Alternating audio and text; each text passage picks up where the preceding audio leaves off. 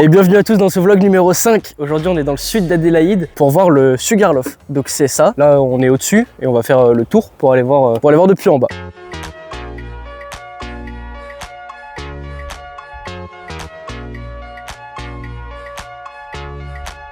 Hop. Avant de vous plonger complètement dans le vlog, je vous prends 30 petites secondes parce que ça y est, ça fait déjà 6 mois qu'on est en Australie et oui, le temps passe super vite. Donc vous allez voir, sur la deuxième partie de ce vlog, ça sera une grosse partie de bilan dans laquelle je vais répondre à plein de questions. Questions sur l'argent, les kilomètres, combien de rencontres on a fait, vous allez voir. Mais d'abord, profitez de ce vlog, de tout ce qu'on a fait en janvier-février. Et déjà, au décor que vous ne connaissez pas autour de moi, ça vous donne une petite idée de la suite. Et avant cette partie bilan, je vous renvoie à Sugarloaf. C'est parti. Du coup, ça y est, je viens de lire le panneau.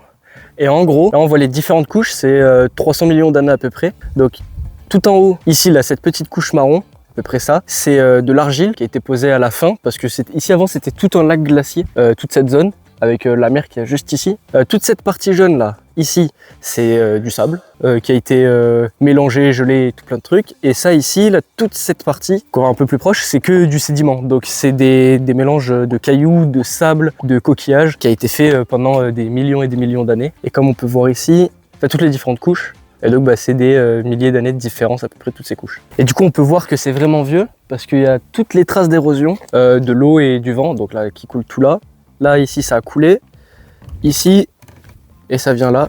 Et ça fait vraiment petite rivière qui vient comme ça et qui part par là-bas.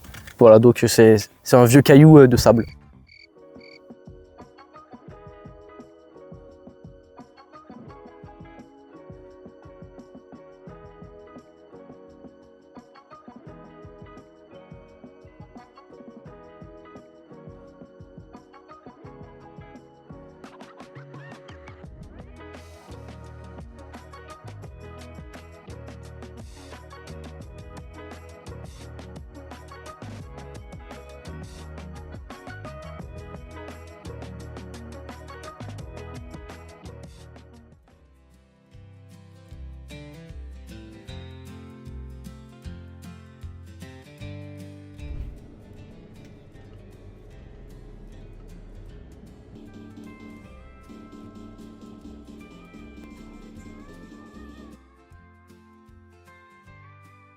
Voilà, au taf, il y a un problème, du coup, on nous a dit qu'il fallait faire du ménage. Il a dit, hein, pas de soucis, moi je fais du ménage. Hein. Du coup, j'ai attrapé le tuyau et je lavais toute cette zone. Je referai une vidéo dans quelques jours pour montrer l'état normal. Et donc ça, c'est le... On voit que le tuyau air, il va jusque là. Il y a toute la limitation autour de mon petit loader.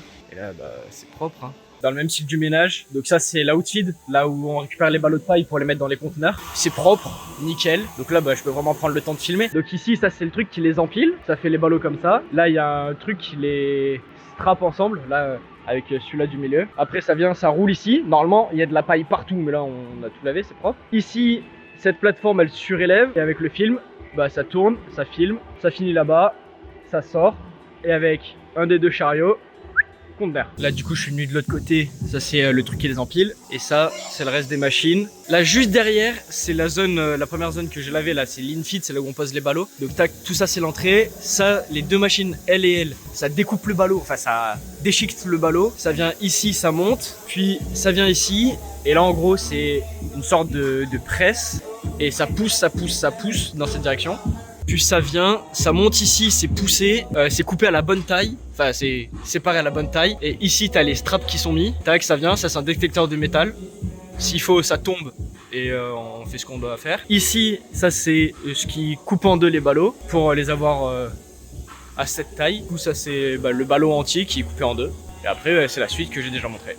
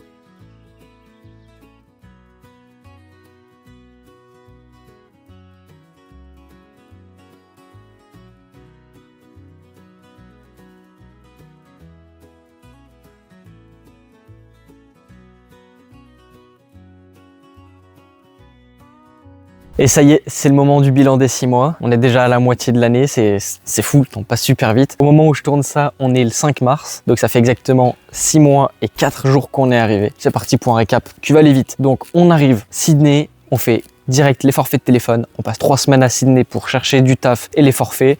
Je vous les mets ici en épinglé. On a trouvé le taf chez Les Fleurs. On a trouvé les Fleurs à Brisbane. Aux Fleurs, on y est resté 3 semaines, exactement du lundi 22 septembre jusqu'au jeudi 9 octobre. C'était le dernier jour. Le vendredi matin, on avait interview avec Jérémy de Guilmac. Du coup, le lundi 13 octobre, on était à Guilmac. On a fait toute la visite de Guilmac et de la maison. Le mardi, on était chez le docteur. Mercredi, on était tranquille. Le jeudi, premier jour de travail. Pour rappel, moi, j'étais au forklift. Je vous mets la vidéo ici. Et Floriane, elle était à l'arrivée des camions et au mixing. Et du coup, le coring, ça a duré jusqu'au mardi 18 novembre. Le 19 mercredi, j'étais dans l'usine. Formation forklift et tout ce qui se passe dans l'usine. Ça a duré 2 semaines et demie. Puis j'ai commencé les shifts de nuit. Quel enfer. Ensuite, il y a eu les 10 jours de vacances. Donc Zoo, Melbourne, toutes les balades. Pareil, ça c'était le vlog des vacances. Je vous le remets en fiche. Et juste après les vacances, du coup, j'étais au loader à 100% à partir du 4 février. Et du coup, on est resté à Guilmac jusqu'au vendredi 27 février qui était notre dernier jour. Et ça y est, du coup, on est maintenant. Donc ça, c'était le résumé rapide de tout ce qu'on a fait. Et maintenant, ça y est, c'est le bilan, les choses qui sont concrètes. Qu'est-ce qu'on a fait? Combien on a gagné d'argent? Combien d'heures on a travaillé? Combien on a fait de kilomètres? Est-ce qu'on a atteint mon objectif des 10 000 € par mois pour prolonger? C'est maintenant. Et du coup, on commence par la voiture. On a fait 11 000 km avec la voiture. C'est fou, en 6 mois. Donc, pour rappel, les gros mouvements qu'on a fait, ça a été Sydney-Brisbane, 950 km, puis Brisbane-Balaclava, 2000 km, Balaclava-Melbourne, tout ça c'était les vacances, 2000 km aussi. Tous les allers-retours qu'on faisait de Balaclava à Adélaïde, c'était environ 180 km par aller-retour. En vrai ça monte super vite. Et le dernier gros trajet qu'on a fait, c'est de Balaclava à ici, mais du coup vous saurez dans le prochain vlog où est-ce qu'on est maintenant. C'était 1000 km aussi. Maintenant la question qui en vrai n'est pas super joyeuse, c'est combien de personnes on a rencontré en dehors du travail? 3. C'était pendant les vacances à Melbourne, 3 gars à l'auberge. D'ailleurs, si jamais vous tombez sur ce vlog, je suis désolé les gars, je me rappelle plus de comment vous appelez, à part celui qui s'appelle Clément, parce que super facile à retenir. Quand j'ai rencontré, c'est des gens avec qui on a parlé plusieurs jours d'affilée, parce que sinon, on avait croisé des gens, par exemple, quand on était à Melbourne pour la soirée du Nouvel An. Florian a rencontré des Français, mais qui sont partis le lendemain, donc malheureusement, on n'a pas pu les revoir. Et maintenant, la partie argent est tant travaillée. Je sais que c'est pour ça qu'il y a beaucoup de gens qui sont restés. Donc, combien de temps on a travaillé? Je vais commencer par ça. On a travaillé à 2018 h et 25 minutes, ce qui est en vrai énorme en 6 mois. Ça fait exactement 1079 heures pour moi et 939 pour Floriane. Elle travaille un petit peu moins que moi parce qu'à Guilmac, elle travaille en moyenne 9h30 par jour. Quand moi, c'était 12 heures fixe. Donc c'est pour ça qu'elle a un petit peu moins. Mais en réalité, vous allez voir que sur les sommes d'argent gagnées, la différence n'est pas tant que ça. Et donc, par partie, on a travaillé tous les deux 84 heures aux Fleurs. Donc quand on était à Brisbane. Et moi, j'ai travaillé 994 heures et 15 minutes à Guilmac. Et Floriane, elle a travaillé 855 heures,67. Ça fait 41 minutes, le virgule 67. Et du coup maintenant la partie argent, quand on était aux Fleurs, on a gagné 2635 $ net après impôt chacun. On a travaillé que 3 semaines. Si on fait du prorata sur un mois de travail, ça fait 2114 € net après impôt chacun. Ce qui en vrai, c'est pas mal, mais le travail, on vous rappelle, il était très très chiant. Et vous allez voir que finalement, c'est rien par rapport à ce qu'on gagnait à Guilmac. Donc, pour rappel, à Guilmac, j'ai travaillé 994 heures et j'ai gagné un total de 34 382,3 $ net après impôt. Donc c'est-à-dire c'est réellement ce que j'ai dans ma poche et j'ai plus rien à payer dessus. Et du coup, Floriane, 29 773,59 $ net après impôt, ce qui fait une moyenne de 3 985 € par mois. Et comme je disais, du coup, la différence par rapport à la quantité d'heures travaillées n'est pas si grosse que ça. Finalement, il n'y a que 500 € de différence entre Florian et moi. Et du coup, au cumulé, on a gagné 69 395,91 $, ce qui fait un total de 41 764,51 €. J'ai envie de dire en 6 mois, mais en réalité, on a travaillé que 4 mois et demi. Donc, ce qui fait une moyenne à nous deux de 8 352,9 $ par mois, net après impôt, bien évidemment. Et donc, malheureusement, on est très très loin de mon objectif des 10 000 € par mois pour rester. Parce que quand je disais 10 000 € par mois, c'était par personne. Et là, on est juste en dessous des 10 000 € par mois à 2. Donc, non, ne vous inquiétez pas, on ne prolongera pas. Par contre, ça veut pas dire qu'on rentre en septembre, hein. Ça, restez tranquille. On va voyager et tout, tranquille, avant bien évidemment. Et la dernière question, avant qu'il fasse nuit et qu'on me voit plus, c'est est-ce que c'est rentable?